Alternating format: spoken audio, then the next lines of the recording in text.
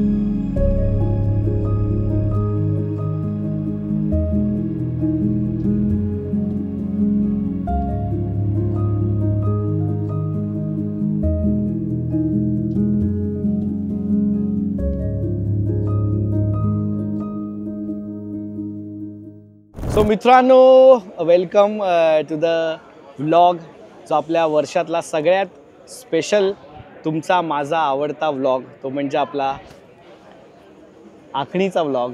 आणि ऑफकोर्स माझ्यासोबत प्रशांत आहे. मागच्या वर्षी आपण हा व्लॉग बनवला आणि तुम्ही सगळ्यांनी जे त्याला इतकं प्रेम दिलं की ऑफकोर्स मला म्हणजे यावर्षी माझ्याकडे पर्यायच नाही राहिला की मला बनवावाच लागणार आहे. यावर्षी खूप सारे डिमांड्स होते, खूप सारे लोकांनी मला पर्सनली पण सांगितलेलं आणि बरंच काय ठिकाणी झाल्यानंतर पण मी विचार केला की यावर्षी आपण काय करायचं, काय वेगळं करायचं. सो आता आपण ते करायला आलो आहे. तुम्ही ह्या व्लॉगमध्ये पुढे बघालच. एक तर मी आणि प्रशांत आम्ही मागच्या वर्षी होतो. आज भरपूर लोक तिकडे तुम्ही बघताय, तर हाय महाराज आहे सगळ्यांनी. आज नुसते आम्ही दोघं नाही आहे, बरेच आपल्याबरोबर तिकडे लोक आहेत जे कॅमेरा करतायत. कोणी सोशल मीडिया टीममधनं आहे, कोणी मंडळाच्या टीममधनं आहे. आणि ओव्हरऑल आपण हे आखणी या गोष्टीला जरासं फेमस केलेलं आहे असं मला वाटतं. आणि त्याच्याबद्दलच आता आपण गप्पा मारणार आहोत. इकडे पण आपले मित्र सगळ्यांनी हाय करा भाई. ह्या सगळ्यांनी मला मदत केली वरती चढायला आणि माझी तशी फाटते नेहमी इकडे वरती यायला, कारण हे बांबू वगैरे वरनं चढणं थोडंसं हाईटला फाटत नाही म्हणजे, पण हे जे काय चढणं वगैरे आहे त्याच्यामुळे. सो लगेच सुरू करूया आपण. चला, गणपती बाप्पा मोरया.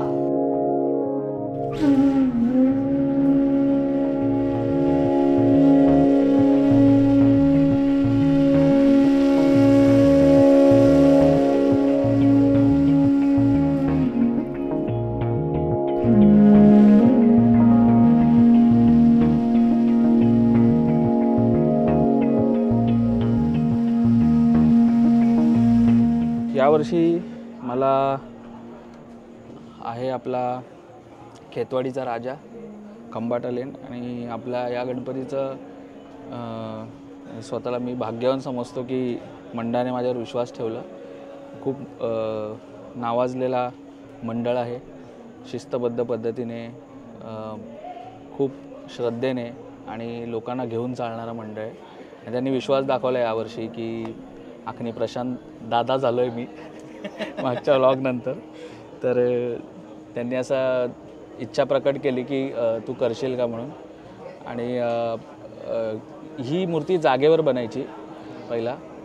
आता यावर्षी 5 वर्षानंतर त्याचं आगमन होणार आहे प्रॉपर लोकांच्यात, म्हणजे राजा त्याच्या प्रजेतनं निघणार आहे.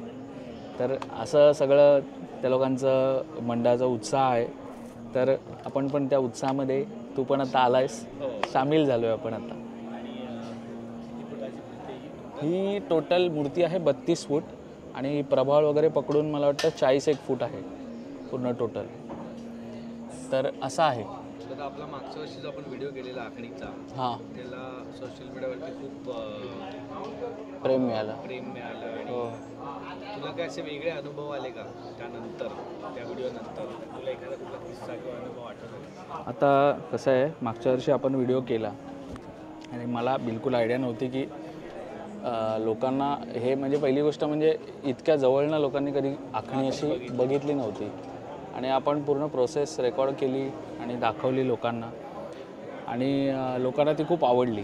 म्हणून त्यावर जो जे फॉलोअर्सच्या हिशोबाने सांगतो मी, एवढे वाढले थाउजंड्समध्ये की आता म्हणजे मला प्रत्येक मूर्तीवर लोकांचं हेच आहे की प्रशांत दादाची आखणी पाहिजे, सगळे मंडळ आणि हे ते. तर कसं आहे, अचानक जे आलं आहे ना ते मलाच कळत नाही की काय झालं आहे. सगळ्यांना उत्तर देताना आणि सगळ्यांना सांगताना तर मला ते थोडंसं रेजिस्टर व्हायला थोडा वेळ लागतं अजून. पण एक बरं पण वाटतं की ही जी कला आहे ही खूप अशी पहिली गुपित होती, खूप सिक्रेटिव्ह होती ही कला. आता ही जगासमोर परफॉर्म होते लिटरली, याचा परफॉर्मन्स होतो. तर थोडं भारी वाटतं, थोडं आपण काहीतरी वेगळं करतो आहे असं वाटतं. लोकांचं याबद्दलचं प्रेम, आकर्षण वाढलं आहे आणि मला वाटतं आपली संस्कृती जपायची असेल तर ह्या गोष्टी दाखवणं पण महत्त्वाचं आहे. तेव्हाच ती पुढे जाईल, पुढची पिढी इन्स्पायर तेव्हाच होईल. माझ्याकडे आता जेवढे मेसेजेस आहेत इंस्टाग्रामवरती सगळे वयवर्ष 17, 18, 20 या वयातली मुलं आहेत ज्यांना यात रुची आहे किंवा आवड आहे आणि त्यांना असं वाटतं की त्यांनी पण कधीतरी आखणी अशी मोठ्या मूर्तीवर करावी. तर क्रेज जो आहे, क्रेज नाही म्हणता येणार, बाप्पा तर आपला आहे, प्रत्येकाला वाटतं की आखणी शिकावी आणि हे ते ग्रुप इंस्टाग्रामवरती. पण ह्याचा अवेअरनेस खूप झाला आहे, लोकांना खूप समजलं आहे की की ही गोष्ट अशी आहे, अशा पद्धतीने केली जाते वगैरे. तर असं आहे आणि मजा पण येते काम करताना. आत्ता लोकांचं प्रेम आणि एक आमंत्रण देऊन लोक प्रेमाने बोलवतात, वेगळी फिलिंग आहे, फिलिंग खूप वेगळी आहे. पण मग आधी जे करायचंस हां आणि आता या वर्षीमध्ये फरक आहे. हां मागच्या वेळी व्हिडिओ केल्यामुळे बऱ्याच जवळपास त्याला 6 लाख हो. तर यूट्यूबवरती तर बऱ्यापैकी महाराष्ट्रात बऱ्यापैकी लोकांनी बघितलं. तर आता तुला भीती वाटते का की बाबा अरे आता सगळेच तुझं काम बघायला ॲक्च्युली येतात, तसं मागच्या बघ, वर्षी मागे लोकं उभे आहेत. हो, खाली 100 लोक उभे आहेत. आता मग मागच्या वर्षी आपण, तू पण होतास, आपण नर्वस नव्हतो. आता यावर्षी माझे हात थोडे किंवा पोटात थोडासा गोळा येतोय. कारण काय होतं ना की जोपर्यंत आपण एका छोट्याशा कोपऱ्यात कुठेतरी आखणी करत होतो, आपण संवाद फक्त बाप्पाचा आणि माझा होता. आता मागे आत्ताच बघितलं तर एवढी लोकं आहेत की ते आपण व्हिडिओमध्ये मागच्या वेळेला सांगितलेलं की आखणी होता होता लोक जमत आहेत. तर आता आखणी होता होतापेक्षा आता लोक डायरेक्ट पहिलाच जमत आहेत, त्यामुळे थोडीशी माझी अजून हे होते. पण मला वाटतं हा कामाचा भाग आहे आणि एक आपण म्हणतो ना बाप्पाचा आणि आपला एक जो संवाद असतो काम करतानाचा ना, तर हळूहळू आपण क्राऊडकडनं भक्तीकडे वळत जातो. आता खाली आपण गजबज क्राऊड आणि ह्याच्यात होतो, इथे आल्यावर एक वेगळी शांतता असते. आणि हा जो सेपरेशन आहे की मराठीत बोलायचं तर प्रपंचाकडून परमेश्वराकडेचा जो मार्ग आहे ना, ते ही कला आहे, मला असं वाटतं. खडतर आहे तो, चढताना मला कळला. ते तसंच आहे, तो परीक्षा घेतो.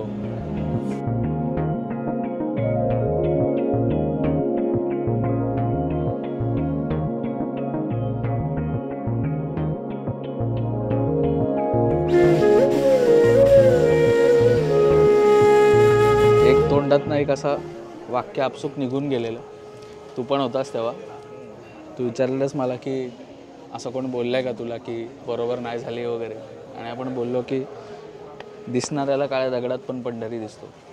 तर ते वाक्य इतकं हे झालेलं, म्हणजे आता आपण तर बोलता बोलता बोलून गेलेलो फ्लोमध्ये, पण लोक इतके रिलेट करतात त्या वाक्याला की मला रस्त्यावर भेटून लोक ते वाक्य बोलायला लावतात. दादा बोलतात एकदा बोल ना भाई. जो आपण व्हिडिओ केला त्याच्यामुळे लोकांना आखणी कळाली, बऱ्यापैकी त्यांना समजलं की ह्याच्या मागचं आर्ट मागचं इमोशन पण समजलं. हो.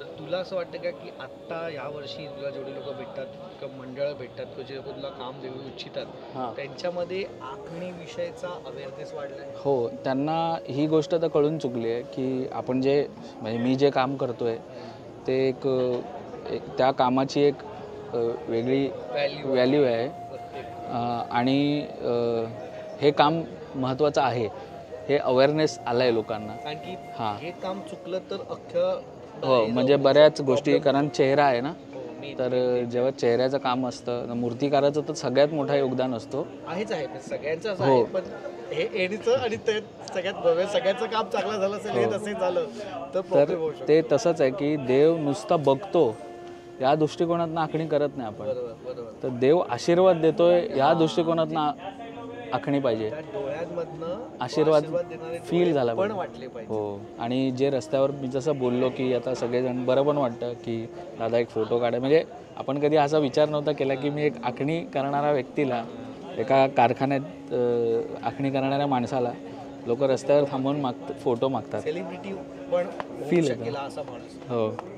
तर मी पण तुझा मित्र आहे, तर तुला कसं वाटतं की लोक बघ बाई, माझं तर खूप सिम्पल आहे. जर तुझं काम चांगलं आहे तर तुला माझीही गरज नाही. तर कोणाचंही काम चांगलं आहे त्याला माझी गरज नाही बाई. ते असंही मोठं होणारच आहे. करेक्ट मी आहे. फक्त निमित्त आहे बाई सगळ्यांच्या खूप आयुष्यात. मोठी गोष्ट बोललास. आपण मी मागच्या वर्षी मी निमित्त बनलो आणि ह्या वर्षी मी नसतोय आलो तरी पुढच्या अनेक वर्ष तुला लोक तू नाही बनलास, तुला बनवून घेतलं गेलं. तेच आहे की हे जे 2 हात काम करतायत किंवा हा बसलाय माझ्या बाजूला किंवा इतर हे सगळी लोक जेवढे जण एक मूर्ती बनवतात, आपण हे फक्त निमित्तच आहोत. एक्झॅक्टली. म्हणजे आपण कोण आहे ना, त्याला देव घडवणारे आपण कोण आहे. एक्झॅक्टली. म्हणजे त्याच्या इच्छेबिना जर झाडाची पानं देखील हलत नाही तर आपण कोण मोठे कलाकार झालो. त्याच्या इच्छेबिना आपण कलाकार पण नाही आहे ना. तर इथे आलो आहे, आपण बसलो आहे, सगळं त्याचीच कृपा आहे. आणि वी आर जस्ट मीडियम्स. आणि आपल्या हातून कडून घेत आहेत देव, तो करून घेतोय. तू नाही केलेस तर दुसरा कोणतरी शोधून करेल. घडतं. आपण कोणी, मी इथे आलो नसतो, कोणतरी दुसरं आलंच असतं. तर डोळे केलेच असते, कोणीतरी देव दाखवलंच असतं. तर देव दाखवणं is important rather than the person. व्यक्ती महत्त्वाची नाही आहे, देव महत्त्वाचा आहे. आणि कलेपेक्षा कलाकार मोठा नाही.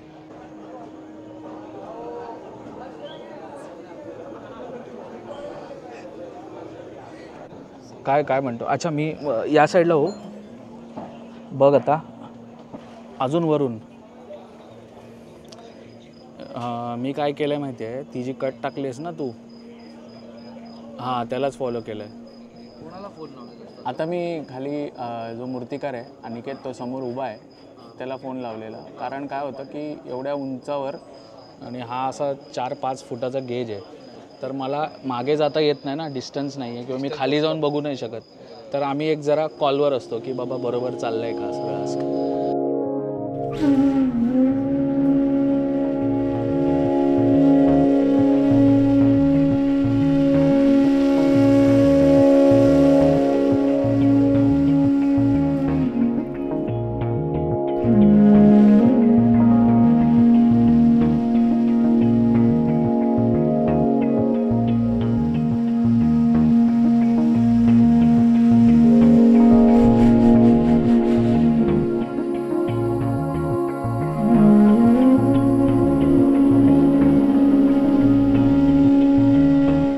मित्रांनो, माझ्यासोबत आहे अनिकेत अनिकेत शेवाळे, जो आहे मूर्तिकार ह्या अख्ख्या मूर्तीचा. अनिकेत, एवढी मोठी मूर्ती जेव्हा आपण बनवतो तेव्हा काय गोष्टी, म्हणजे तुला चॅलेंजेस काय काय येतात? बॅलन्सिंग सगळ्यात महत्त्वाची गोष्ट, बॅलन्सिंग. कारण की ती बॅलन्सिंग सोबत तेवढीच प्रपोर्शनला परफेक्ट दिसली पाहिजे. कारण जेवढा जॉब ह्यूज होत जातो ना, तेवढा त्याचं प्रपोर्शन कधी कधी खालावतं. तर ते प्रपोर्शनला परफेक्ट दिसलं पाहिजे. कारण आपला बाप्पा जेव्हा कुठेही जातो तेव्हा ते कुठे कोणी त्याला, म्हणजे कुठे काही असं बोललं नाही पाहिजे की बाबा हे जरा असं वाटतंय, ते जरा तसं वाटतंय. सो त्या सगळ्या गोष्टीची काळजी घेऊन आपला हा बाप्पा बनवत असतो आपण. जेव्हा अशी मूर्ती पूर्ण तयार होते आणि मग प्रशांत येतो, आखणी करतो आणि तुम्हाला लोक येऊन पाया पडायला सुरुवात करतात, तेव्हा तुला कसं वाटतं? खूप वेगळं वाटतं, ॲक्च्युली भरून येतं. हां, मेन ते माझा, कारण तो पहिल्यापासूनचीच गोष्ट आहे. जेव्हा पहिला बाप्पा कारखान्यातून बाहेर पडतो तेव्हा आपसूक डोळे भरून येतात. येस. गणपतीचा पहिला दिवस झाल्यानंतर मजबूत व्यवस्थित झोपत असते. हां, येस येस येस. ते तर दुसरा दिवस म्हणजे 4 दिवस प्रत्येक.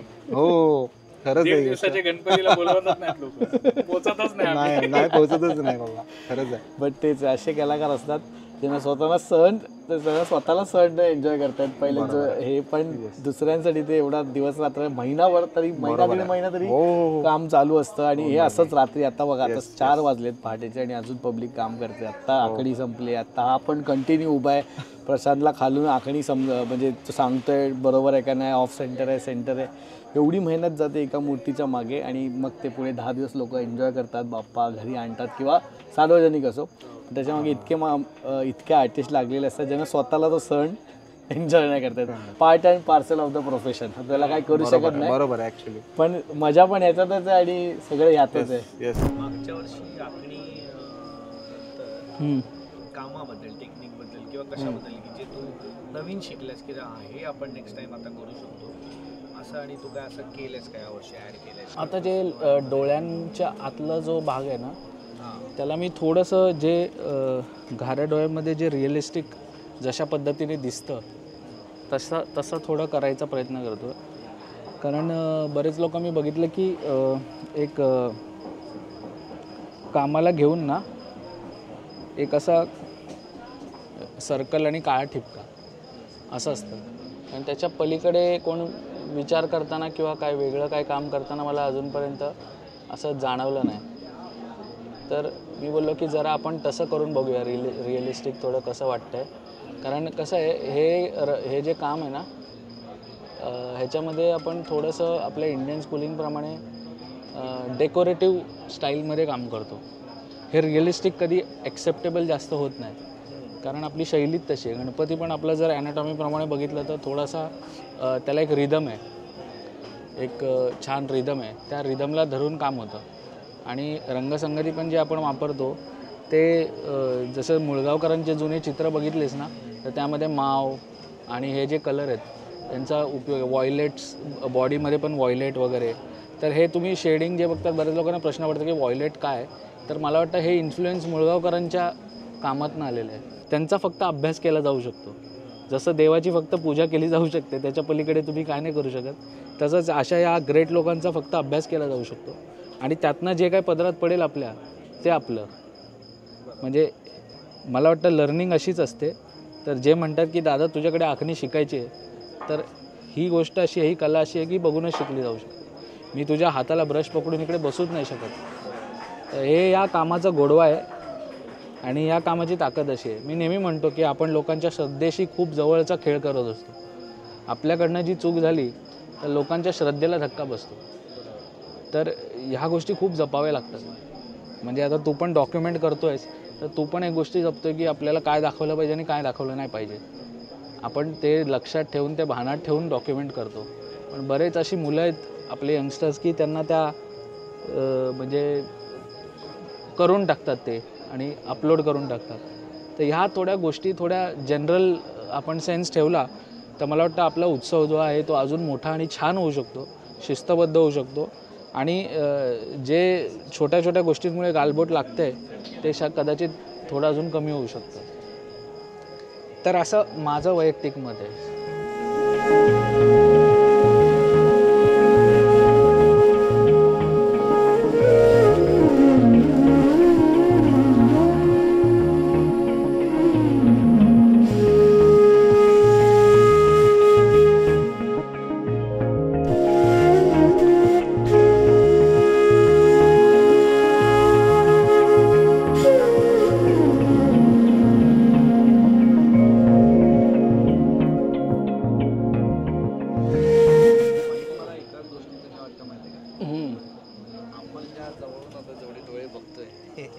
लोकांना दर्शन घेताना बघता पाहिजे ते संधीच नाही मिळते. इथे जे दिसतंय आता ते खालून काय नशिबाचा भाग आहे तो.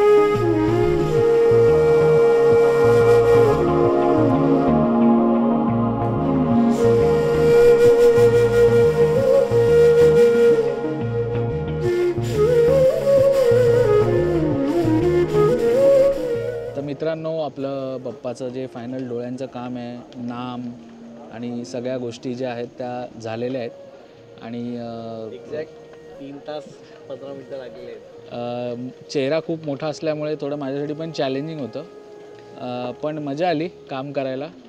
बाप्पा असेच नवीन नवीन चॅलेंज देत असतो कलाकारांना आणि तू पण आलास, तुला पण दरवर्षी जो एक कष्ट घेऊन वर येऊन पण हे डॉक्युमेंटेशन सोनं आहे.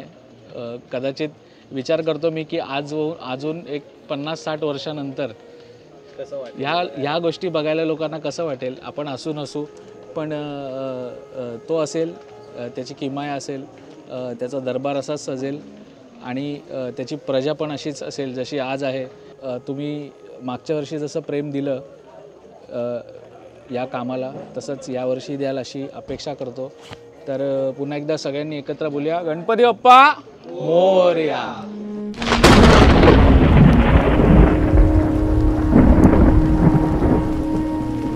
मूर्तीचे डोळे रंगले, काम पूर्ण झालं आणि जोरात पाऊस पडायला लागला. तेवढ्यात प्रशांत बोलला, आले श्रीकृष्ण जन्माला आले. नंतर लक्षात आलं की आपण जी मूर्ती बघतोय ती पण श्रीकृष्ण रूपातच आहे. कदाचित हे असे छोटे संकेत आपल्याला देव देत असतो, त्याच्या अस्तित्वाची जाणीव करून द्यायला. गणपती बाप्पा मोरया.